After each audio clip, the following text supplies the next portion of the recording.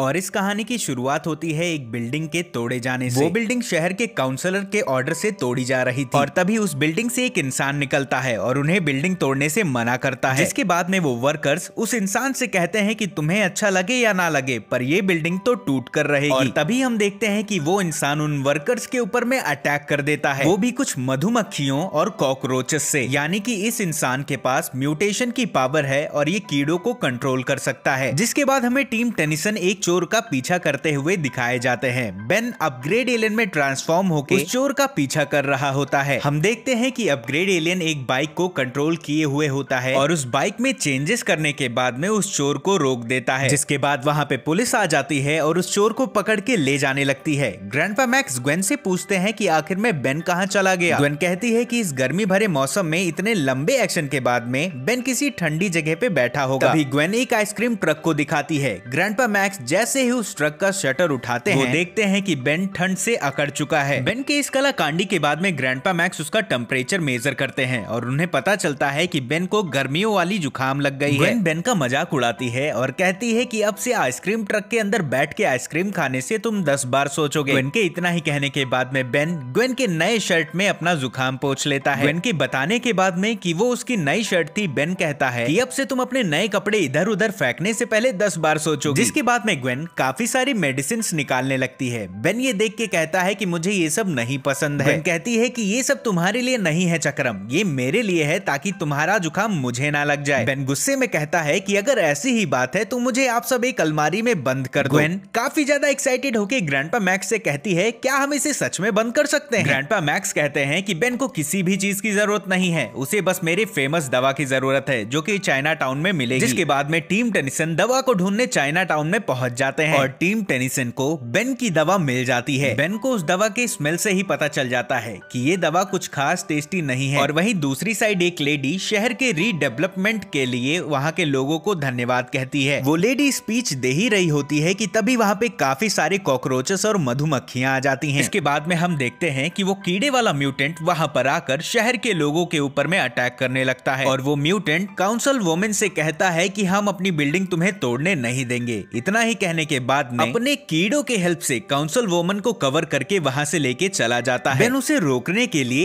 Alien में transform होने की कोशिश करता है और वो वाइल्ड मट में ट्रांसफॉर्म हो जाता है, परंतु बेन का जुकाम उसके एलियन पे भी इफेक्ट करता है और वाइल्ड मट कुछ भी सेंस नहीं कर पा रहा था। वो इधर उधर दौड़ता है और चीजों को तोड़ता फिरता है। जिसके बाद में ग्वेन वाइल्ड मट के ऊपर चढ़कर उसे नेविगेट करने की कोशिश करती है। वाइल्ड मट को नेविगेट करते करते ग्वेन पटाखों के शॉप में जा गिरती है और वहाँ के बॉक्सेस में फंस जाती है और वहाँ के दौड़ा भागी के चक्कर में उन पटाखों की लड़ियों में आग लग जाती है। ग्वेन की जान खतरे में होती है। वो निकलने की कोशिश करती है पर नाकामयाब रहती है, पर सही टाइम पे ग्रैंडपा मैक्स आकर पटाखों में लगे आग को बुझा देते हैं। इन सारी कलाकांडियों के बाद में हमें टीम टेनिसन दिखाए जाते हैं जहाँ पे बेन कहता है कि लगता है मुझे 5-10 इंसानों का जुकाम एक साथ हो गया है। ग्रैंडपा मैक्स बेन को वो सूप देते हैं जिससे उसका जुकाम ठीक हो सकता है। बेन उस दवा की स्मेल से उसे पी नहीं पाता है। तभी ग्रैंडपा मैक्स कहते हैं कि तुम्हें जल्द ही रिकवर होना पड़ेगा क्योंकि तुम्हारा जुकाम तुम्हारे एलियंस के ऊपर में भी इफेक्ट कर रहा है। और इतना ही सुनने के बाद में बेन उस दवा को पी जाता है। वहीं दूसरी साइड ग्वेन उस म्यूटेंट के एड्रेस का पता कर लेती है। जिसके बाद में हम उस म्यूटेंट को काउंसिल वुमेन के साथ देखते हैं और वो बताता है कि ये बिल्डिंग हमारे दादाजी ने बनवाई थी, इसे कोई भी नहीं तोड़ सकता है। और वहीं दूसरी साइड टीम टेनिसन उस म्यूटेंट के बिल्डिंग में पहुंच जाते हैं और तभी काउंसिल वुमेन की आवाज सुनाई देती है।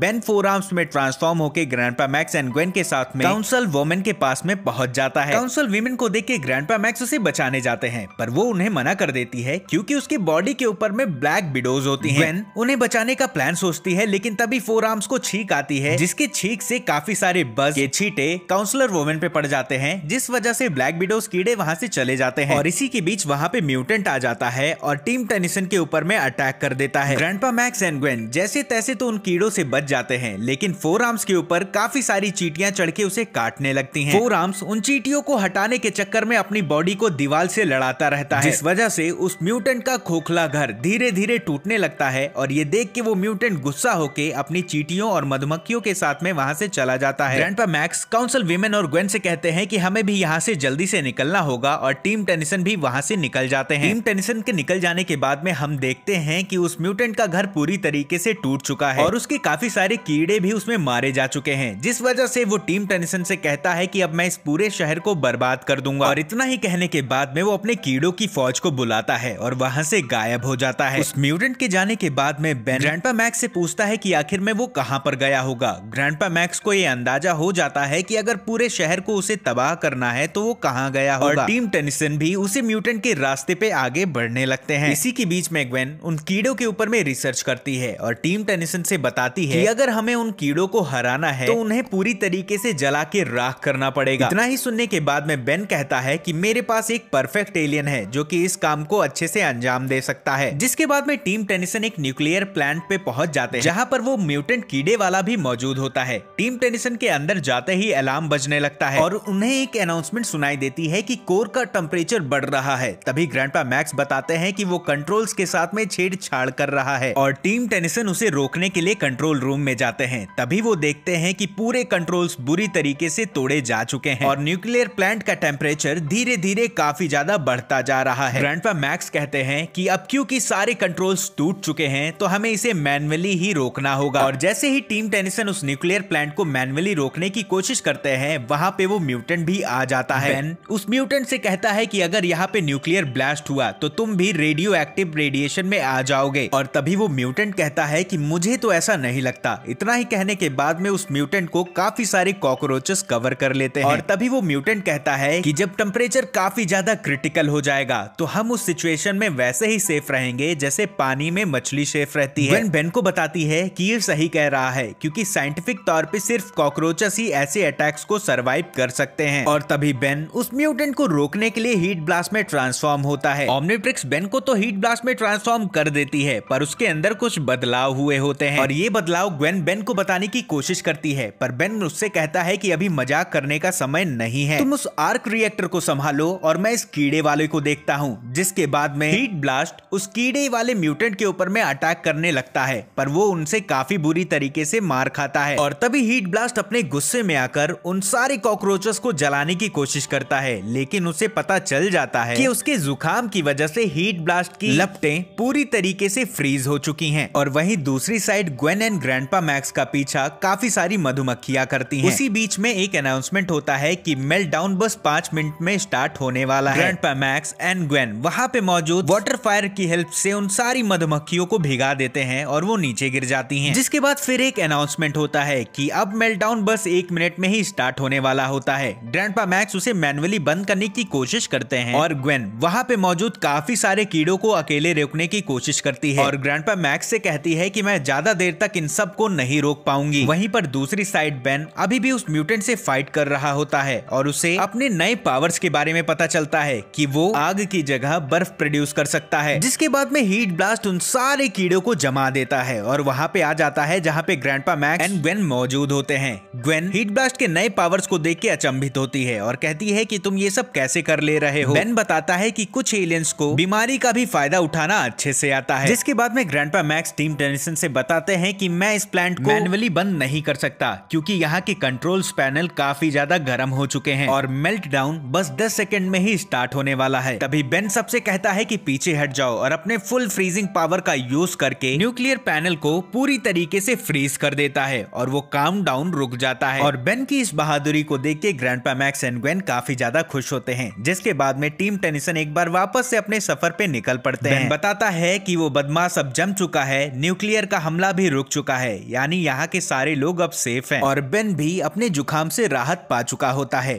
तभी ग्वेन एक कॉकरोच को देखती है और उसे कुचलने की कोशिश करती है लेकिन तभी वहाँ पे काफी सारे कॉकरोचेस आ जाते हैं। जिसके बाद में हम देखते हैं कि वो म्यूटेंट वापस आ गया है और टीम टेनिसन से कहता है कि न्यूक्लियर प्लांट के अंदर में जो तुम लोगों ने मुझे बर्फीला एहसास दिलाया वो हमें एकदम भी पसंद नहीं आया। ग्रैंडपा मैक्स उस म्यूटेंट को रोकने की कोशिश करते हैं पर नाकामयाब होते हैं। जिसके बाद में बेन ग्वेन से पूछता है क्या इनसे बचने का कोई हमारे पास आइडिया है। ग्वेन बोलती है कि हाँ, अगर तुम्हारे पास काफी सारी शक्कर की बोरियां हुई तो हम इनका ध्यान आराम से खींच सकते हैं। बेन कहता है शक्कर की बोरियां नहीं पर उससे काफी बेहतर चीज है मेरे पास। जिसके बाद में वो ग्रैंडपा मैक्स के दवा का ढक्कन ओपन कर देता है जिसमें काफी मात्रा में शहद होती है और उसकी खुशबू से सारे कीड़े उससे अट्रैक्ट होने लगते हैं और बेन उसे आरवी से नीचे पानी में गिरा देता है और सारे कीड़े उसके पीछे चले जाते हैं और उस म्यूटेंट को ग्रैंडपा मैक्स एक पंच मार के आरवी से बाहर फेंक देते हैं और पुलिस वालों को कांटेक्ट कर देते हैं। जिसके बाद में हम देखते हैं कि बेन ग्वेन से कहता है कि आखिर में इस कहानी का हैप्पी एंडिंग हो ही गया। तभी हम देखते हैं कि ग्वेन को भी अब बेन वाला जुकाम हो गया है और इसी के साथ इस एपिसोड का हैप्पी एंडिंग हो जाता है।